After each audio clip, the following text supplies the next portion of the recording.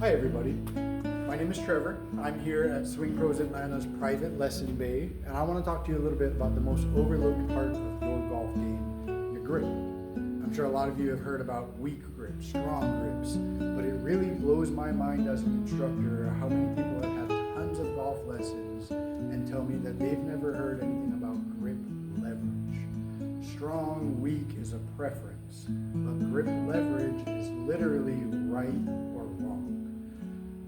It's uncomfortable. The proper golf grip is not supposed to be comfortable because you've never picked anything up like this before. But leverage means that you get complete control of the golf club without having to put any effort into it. A lot of people say, I can feel myself squeezing the golf club, or I don't know why I just can't relax. It's because your grip leverage is wrong. Your brain knows if you were to relax, this circle is going to go sliding out of your hands and you're going to lose the golf club. So you have to squeeze it in order to not let it go flying across the driving range. So what we're going to talk about here is one of the reasons I fell in love with golf in general was because of physics, the science behind golf. The leverage or physics behind leverage is simple. If I get two opposing points, one on the top of the grip, one on the bottom of the grip, then all of a sudden I can lift that golf club back for you with no effort. I'm not putting any muscles into that. I'm basically just leveraging the golf club against my leverage points. So if I was to take those points and all of a sudden move this top one off to the side a little bit, try and do that same thing, yeah, I have to kind of fight to get my leverage. It's not actually true leverage, and so then my other fingers have to kind of try and help hold that in place.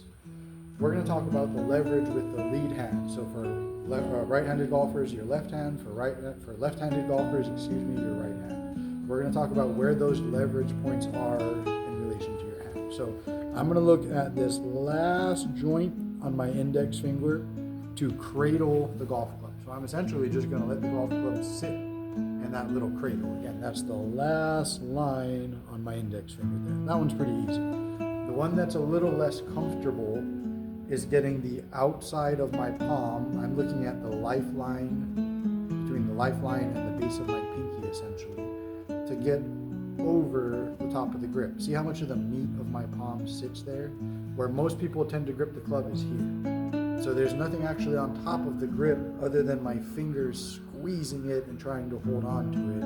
I can't leverage that, but if I get this, again, last line of my index finger, and then space between my lifeline and my pinky. It basically feels like I'm holding it in my pinky. Then all of a sudden, boom, I can leverage the golf club. I can lift it up without putting any effort into it because those 2 points are now these 2 points.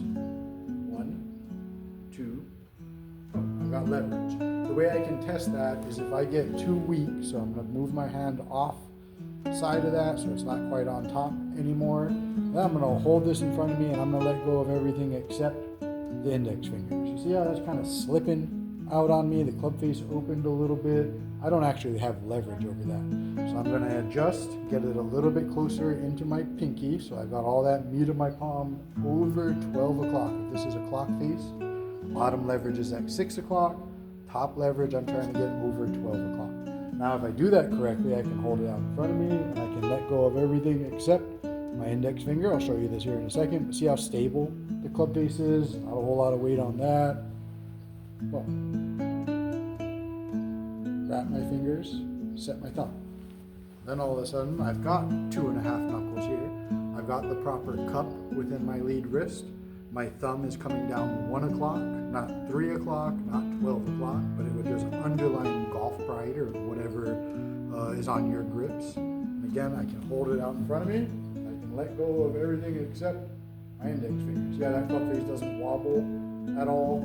I'm going to go back to not having leverage, so I'm not over the top of the grip quite the way I should be. And when I do that, club face opens on me a good amount. That tells me, all right, I've got to get that back into my leverage spot. Boom, club face is square. Too much of a good thing can turn into a bad thing, of course. And so if I was to over-exaggerate this, which sometimes if someone's really not feeling it, I might try and get them to over-exaggerate it a little bit.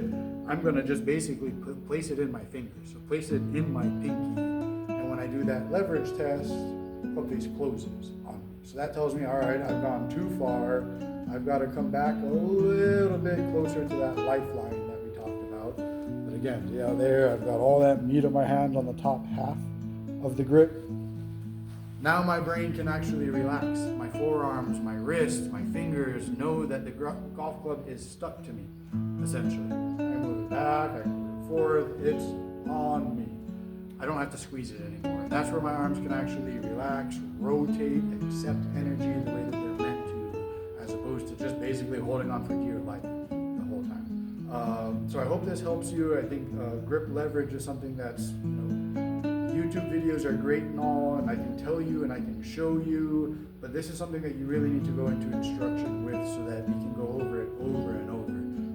With Swing Pros Atlanta, basically you come in your first time, do your swing analysis with Kevin. He's going to introduce this grip to you. You're going to go, wow, that feels funny. You're going to do it a bunch of times. You're going to think you understand it, but next time you come back for your reinforcement lesson with me in our reinforcement room, I'm going to show you, you might be close to it, but we've still got a little bit of work we can do. Regression happens quick within the grip because, again, you've never picked anything up like this before.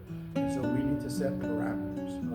One of the things that hurts me as an instructor to hear is somebody comes in for 1 or 2 lessons and says, all right, I'm just going to take this information and go practice it for a month or 2 and see what I get out of it. It's like, you heard the information, you took from it what you took from it, but we don't know that your concepts are correct. We don't know that you correctly understood how to leverage the golf club. And so there's a good chance you're going to go out and go practice it incorrectly for 4 to 6 weeks, as opposed to coming back for 3 or 4 lessons in a row where we can say, hey, look, your grip, your aim, and your setup are in a good spot.